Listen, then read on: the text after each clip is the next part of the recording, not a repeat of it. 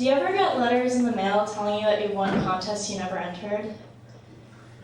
The other day I opened up an envelope and I read, "Dear Christine, congratulations, you have been chosen to be a participant in our annual Virgin Sacrifice."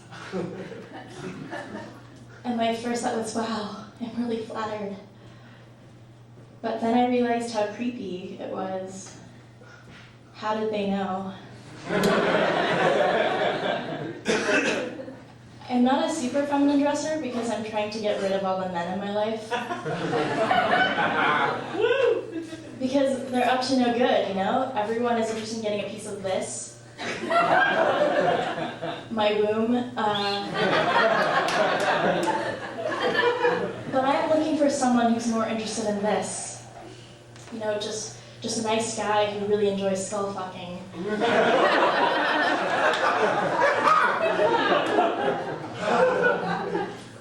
For our high school yearbook, we voted for senior superlatives, things like most likely to succeed, best dressed, nicest eyes. Unfortunately, I wasn't voted for anything in high school because I wasn't very popular, but not so unpopular as we voted most unpopular. But I think if my classmates had known me just like a little bit better, I would have been voted most likely to contemplate death while eating breakfast. More specifically, Cheerios. A common phrase people sign in high school yearbooks is, "Don't ever change." But really, what we should be writing is, "Please change." A lot. Because most people just aren't that cool in high school. For example, when I was in high school, I really wanted to impress my crush by performing John Cage's 4 minutes and 33 seconds for the senior talent show. But then I realized I'd never taken piano lessons. I only have 2 friends, so grammatically, I can only have a better friend.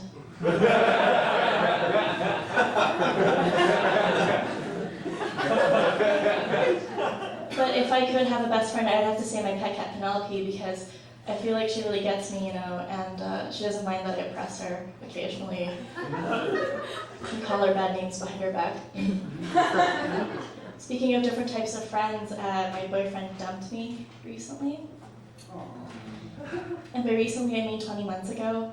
But I still think about it from time to time, every now and then, because it's a totally normal thing to obsess over, at least according to my therapist, when he appears in my dreams. I do think breakups would be easier on the person getting dumped if breakup lines were nicer, you know, more considerate. So here are some more considerate breakup lines I hope to hear in the future. Christine, don't take this personally. It's not you. It's not me either. It's them.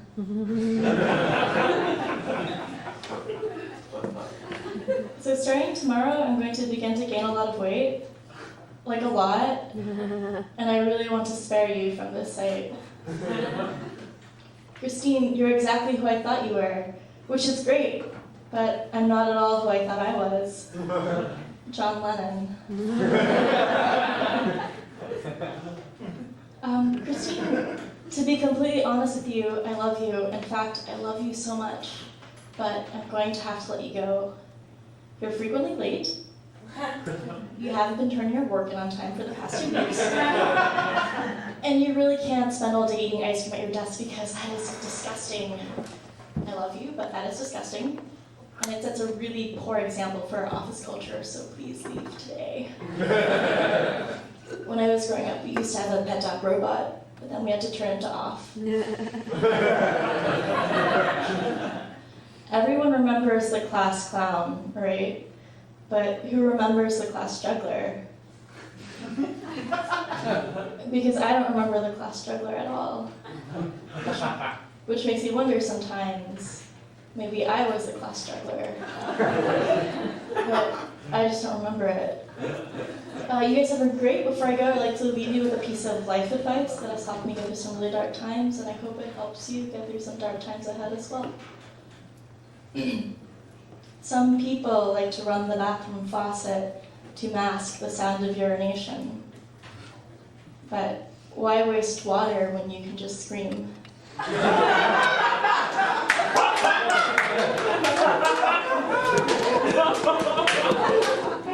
you. You guys have a great